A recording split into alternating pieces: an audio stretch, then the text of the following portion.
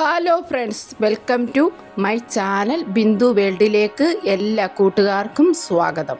ഞാൻ ഇന്ന് നിങ്ങളുമായി ഷെയർ ചെയ്യുന്ന വീഡിയോ ഒരു എല്ലും കപ്പയുടെ റെസിപ്പി ആണ്. അപ്പോൾ ഈ എല്ലും കപ്പയും ഉണ്ടാക്കാൻ വേണ്ടിയിട്ട് ഞാൻ 2 കിലോ എല്ല് വാങ്ങിക്കൊണ്ട് വന്നിട്ടുണ്ട്. അത് ബീഫ് കടയിൽ ചെല്ലുമ്പോൾ നമുക്ക് നെഞ്ചാമ്പാരവും കടി കൊള്ളുന്ന എല്ല് നോക്കി വാങ്ങണം. കൂടെ തന്നെ ഒരു 2 കിലോ ചീനി കൂടി വാങ്ങിയിട്ടുണ്ട്. ഇത് നമുക്ക് വേവിച്ച് എടുക്കാൻ വേണ്ടിയിട്ട് ഒരു കുക്കർ അടുപ്പിലേക്ക് വെച്ചിട്ടുണ്ട്. കുക്കർ ചൂടായി വന്നപ്പോൾ അതിനകത്തോട്ട് കുറച്ച് വെളിച്ചെണ്ണ ഒഴിച്ചു കൊടുത്തിട്ടുണ്ട്. അതിൻ്റെ കൂടെ 1 ടീസ്പൂൺ കടുക് കൂടി ഇട്ട് കൊടുത്തിട്ടുണ്ട്.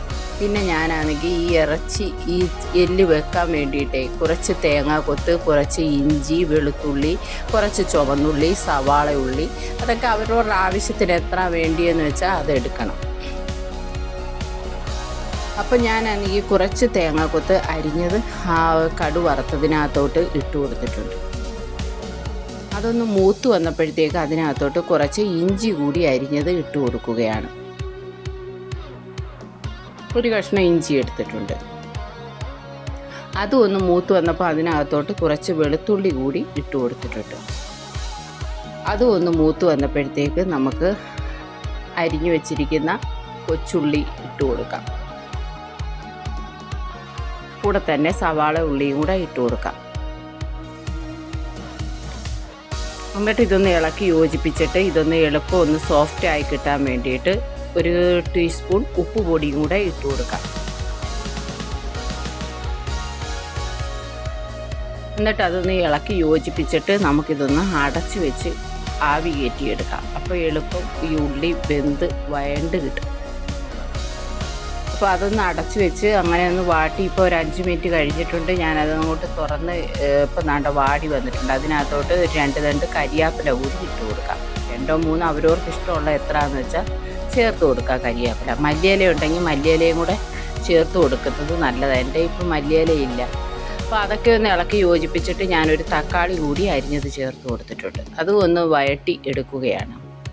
അതൊന്ന് അടച്ച് ഇനി ഒന്ന് അടച്ചു വെക്കാം. എന്നിട്ട് നമുക്ക് പൊടികൾ ഒരു 2 ടീസ്പൂൺ മുളക് പൊടി എടുത്തിട്ടുണ്ട്, 1.5 ടീസ്പൂൺ മല്ലിപ്പൊടി എടുത്തിട്ടുണ്ട്, 1 ടീസ്പൂൺ കുരുമുളക് പൊടി എടുത്തിട്ടുണ്ട്, 3/4 ടീസ്പൂണോളം ഗരം മസാല പൗഡർ, 1/2 ടീസ്പൂൺ മഞ്ഞൾപ്പൊടിയും ചേർത്ത് കൊടുത്തു. കൂടെ തന്നെ ഒരു ഇച്ചിരി കായവും കൂടെ ചേർത്ത് കൊടുത്തിട്ടുണ്ട്. കായപ്പൊടി, കായം വേണമെങ്കിൽ ചേർത്താൽ മതി, വേണ്ടെങ്കിൽ ചേർക്കേണ്ട, ഓപ്ഷനിലാണ്. നമ്മളിവിടെ ചേർക്കും, അതുകൊണ്ട് ഞാൻ ഇച്ചിരി ചേർത്തന്നേ ഉള്ളൂ. എന്നിട്ട് അതിൻ്റെ ആ പൊടികളുടെ പച്ചമണം മാറുന്നത് വരെ ഒന്ന് ഇളക്കി യോജിപ്പിച്ച് എടുക്കാം. ഒന്ന് ഇളക്കി യോജിപ്പിച്ച് ഒന്ന് ചൂടാക്കി എടുത്ത ശേഷം നമ്മൾ അരിഞ്ഞ് കഴുകി വൃത്തിയാക്കി വെച്ചിരിക്കുന്ന എല്ല് കൂടി ഇട്ട് കൊടുക്കാം. എന്നിട്ട് ഈ അരപ്പും ഈ എല്ലും എല്ലാം കൂടെ ഒന്ന് ചുവനെ ഇളക്കി യോജിപ്പിച്ച് ഒന്ന് എടുക്കാം. ഇതൊക്കെ ഒന്ന് ഇളക്കി യോജിപ്പിച്ച ശേഷം അതിൻ്റെ കൂടെ തന്നെ കുറച്ച് ഉപ്പ് പൊടിയും കൂടെ ചേർത്ത് കൊടുക്കുകയാണ്.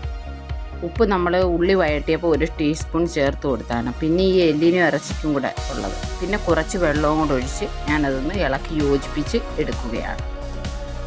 1/2 ഗ്ലാസ് വെള്ളമേ ഞാൻ ചേർത്ത് കൊടുത്തിട്ടുള്ളൂ. പിന്നെ ഈ എല്ലിന്നും ഇറച്ചിന്നും ഇറങ്ങും വെള്ളം ഇനി. അപ്പം നമുക്ക് വേണമെങ്കിൽ പിന്നെ ചേർത്താൽ മതിയല്ലോ. കൂടിപ്പോയാൽ പിന്നെ പറ്റിക്കണമെങ്കിൽ ഭയങ്കര പാടാണ്. അപ്പോൾ നമുക്കിത് കുക്കർ അടച്ച് വെച്ച് വേവിച്ച് ഒരു 3 വിസിൽ ഏറ് കളയാതെ വേവിച്ച് എടുക്കണം. വീണ്ടും 3 വിസിലും കൂടെ അടിച്ച് ഏറ് കളയാതെ എടുക്കണം.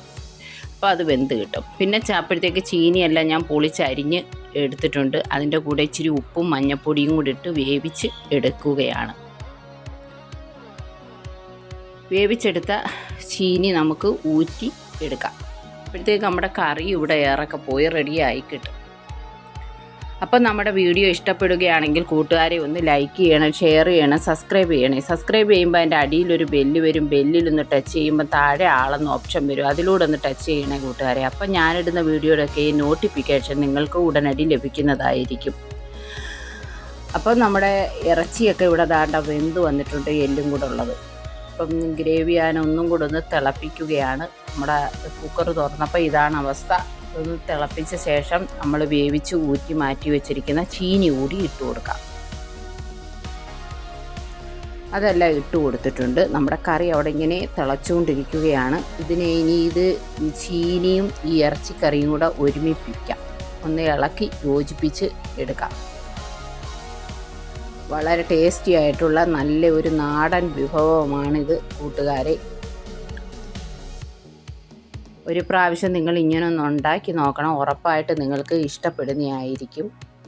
അപ്പം നമുക്ക് ചീനിയൊക്കെ ഞാനൊന്ന് ഇളക്കി അങ്ങോട്ട് മാറ്റി വെച്ച ശേഷം ഒരു ഇച്ചിരി കടു കൂടി വറുത്തിടാമെന്ന് വിചാരിച്ച് ഒരു പാൻ അടപ്പേ വെച്ച് പാനിൽ കുറച്ച് എണ്ണ ഒഴിച്ച് ഇച്ചിരി കടുവൊക്കെ ഇട്ട് 2 ചുമന്നുള്ളിയും വറ്റൽമുളകും കരിയാപ്പിലയും എല്ലാം കൂടെ ഒന്ന് മൂപ്പിച്ച് എടുക്കുകയാണ്.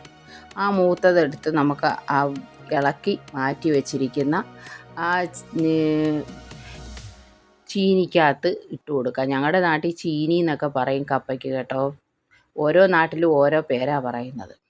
അപ്പോൾ എന്നിട്ട് ഞാനതങ്ങ് ആ കടു വറുത്തത് ഒഴിച്ചു കൊടുത്തിട്ട് ഒരു അരമണിക്കൂർ നേരം അങ്ങനെ വെച്ചിരുന്നു. അപ്പോൾ ആ മണമൊക്കെ അതിലൊന്ന് പിടിക്കും. നല്ല ഇറച്ചിയുടെ ഗ്രേവി ചീനിയിലേക്ക് ഒന്ന് പിടിച്ച് നല്ല സെറ്റായിട്ട് വരും. കണ്ടോ, ഇപ്പോൾ സെറ്റായി വന്നിട്ടുണ്ട്. ഇനി നമുക്കിതൊരു പാത്രത്തിലേക്ക് കുറച്ച് പകർന്നെടുക്കാം, എല്ലാവർക്കും കൊടുക്കാനും.